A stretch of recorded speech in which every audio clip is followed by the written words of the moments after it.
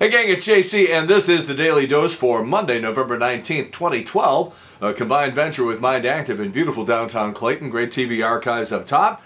JC's eye candy below. We'll get to that in a minute.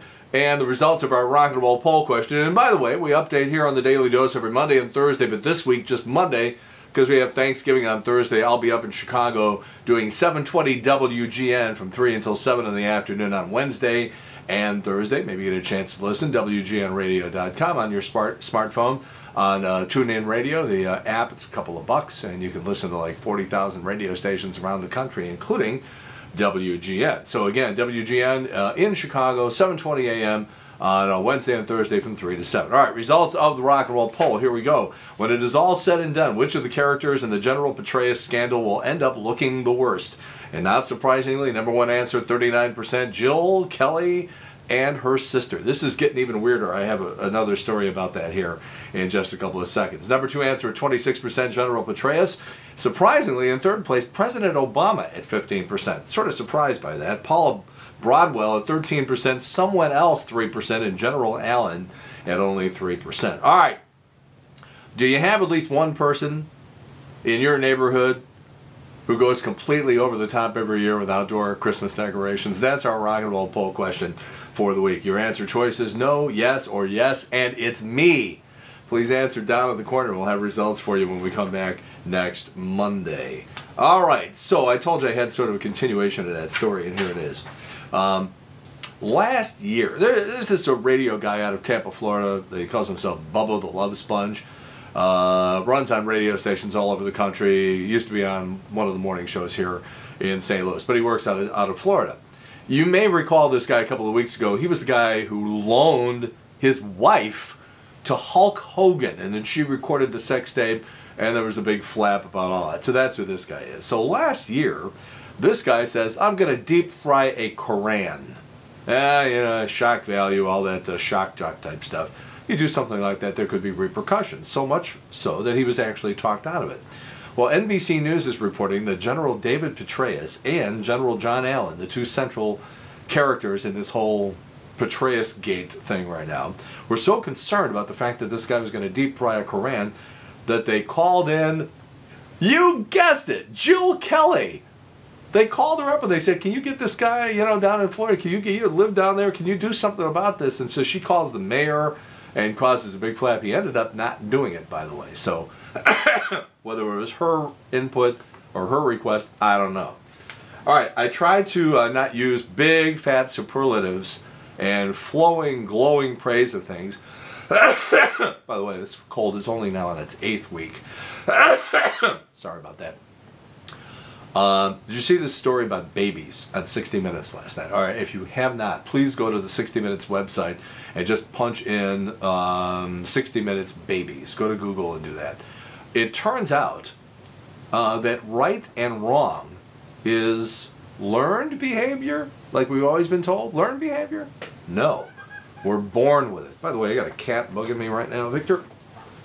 That's Victor right there, okay? Victor, get out of here. I'm busy, okay? Beat it. There you go. Anyway, back to the babies.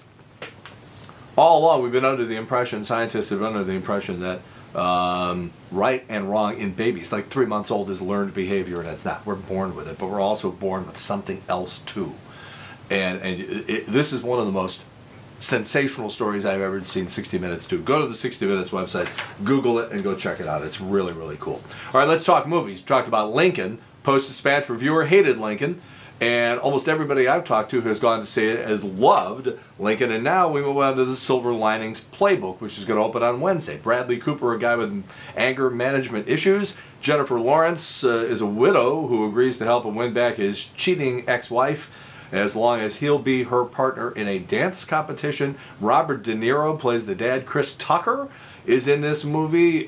You know, the first time I ever saw Bradley Cooper was in Wedding Crashers, and he played such a vile character that I did something you're not supposed to do. I assigned dislike for Bradley Cooper based on a role that he played, and I've never been crazy about this guy. Well, he really showed me something in this movie. This movie is very, very good. Jennifer Lawrence, Winter's Bone, Hunger Games. I think there's like a little miniature Meryl Streep possibly happening here. When Jennifer Lawrence is on camera, she is on screen, it is impossible to take your eyes off this woman. By the way, it's interesting too because she just recently said that by Hollywood standards, she's considered fat.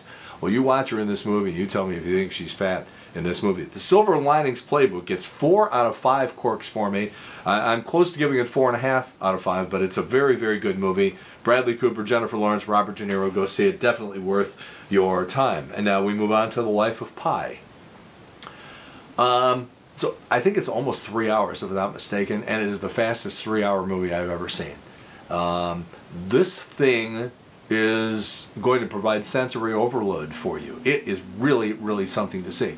If you don't know the story of Life of Pi, a little kid is shipwrecked. His whole family goes down on a ship, and because they are on a ocean liner going to Canada with a bunch of animals from a zoo, you know, it's basically every man or every animal for itself, and he ends up on a very small lifeboat with a tiger, a live tiger. And as improbable as that story is, they pull it off. The movie also is in 3D, by the way, in most places, and that adds to the sensory overload. This movie is visually stunning. It's made by Ang Lee, who's first movie I ever saw him make was The Ice Storm, and I've liked pretty much everything that he's made. 4.5 corks out of 5 for Life of Pi. It is one of those movies you better see, because on Oscar night you're going to be left out, because this thing is going to get showered with visual effects, special effects, and maybe even an acting or two Oscar nomination. Really, really something to see. 4.5 out of 5 corks for Life of Pi. Story in the Wall Street Journal talks about how the NFL stadiums are scrambling to put people in the seats, and St. Louis is the worst of all of them. They got a whole list of this whole thing. Go to the Wall Street Journal website, but basically, in terms of the bottom 5 NFL teams, 2011 season average of game attendance related to stadium capacity, St. Louis is number 1. That's not a good place to be, especially when you got a team threatening to move. Their NFL is talking about watering down the blackout rule. They're putting internet connections, Wi-Fi into all of the stadiums, and they've even loosened their restriction on what you can and cannot do in terms of riling up the crowd. There's too many empty seats in the NFL stadiums, and a lot of people are blaming it on the economy, and the smart people are saying the economy might have something to do with it, but we've made the game so comfortable to watch on television, on big, 108-inch flat-screen, high-definition TVs, the stadium experience maybe isn't as cool as it used to be, and people would rather watch the game on TV now rather than go to the stadium. Very, very interesting story. Let's talk Twinkies here. You believe that Twinkies will last for 50 or 100 years, and the reason you believe that is because you've been told that for years and years and years. By the way, I think Twinkies will be coming back. A lot of people think that the company will be auctioned off in parts, and some of the brands will come back. But according to Snopes.com, that's all a bunch of baloney about Twinkies having a shelf life of 50 years or something like that. They have a very unsensational shelf life of 25 days. That's it, 25 days.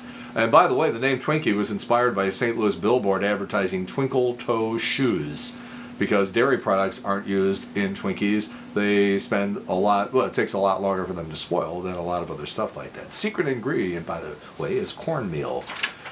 What else we got here? Police in Seattle tried to arrest a guy last week for pleasuring himself in a public place, and the cop showed up. He asked, could you just wait to arrest me until I'm finished?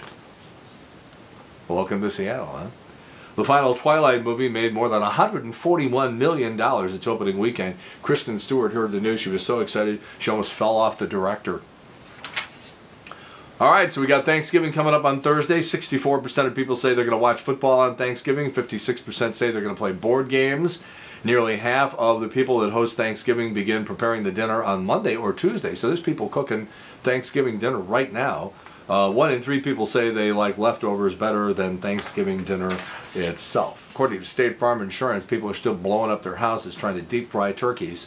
1,000 major fires and accidents every year. Number 1 state for that happening, by the way, is Texas. Illinois is second. Nice going, Metro East.